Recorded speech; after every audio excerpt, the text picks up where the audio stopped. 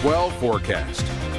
Good Monday evening to you. We do have that Storm Team 12 weather alert coming up. That's mostly going to be focused on Wednesday because of the high winds. Now, we are issuing it for a winter storm because for several hours, especially early Wednesday, we're going to have snow and blowing snow. It's not likely to be the amounts that you need to get a snow shovel out for. We're thinking a trace to 2. Could go as far south as Dodge City over to Pratt up to Hutchinson. Wichita, we might see a sprinkle or snow flurry first thing Wednesday morning. But because the ground has started to warm up, we're thinking sidewalks and pavement will be wet, not slushy or snowpacked. But again, a trace to 2, most of that coming in the early morning hours of Wednesday. Let's talk for a moment about the wind.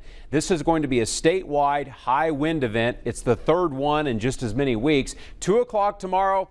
30 to 40 miles an hour. That's your standard windy day for most of us here in Kansas. But as we start looking ahead to Tuesday night, this is where we start to push the boundary on some high winds. And we're gusting up around 50 miles an hour in western Kansas. And if that sounds high, we'll look at 130 Wednesday morning. Now we're gusting 55 to 60 in parts of Kansas. And we think at daybreak on Wednesday, gusts will be 55 to 60 miles an hour in a large swath across Kansas coming out of the northwest at 1:30. Wednesday afternoon, now we've got gusts getting above 60, and that's problematic. With those kinds of wind gusts, you can get power outages, trash dumpsters go down the street. Of course, you can get some small tree branches to come down, and as we saw on Friday, it leads to fire danger concerns, blowing dust, so a lot to think about for the middle of the week. When the sun gets ready to go down Wednesday evening, that's when the Kansas wind will start to scale back. For tomorrow, though, it's windy coming in from the south, and we're going to see some 80-degree weather. We're going to be watching record highs in Wichita. The record is 83, and that matches our current forecast. Salina, you were close today. You'll probably miss that record of 90 tomorrow,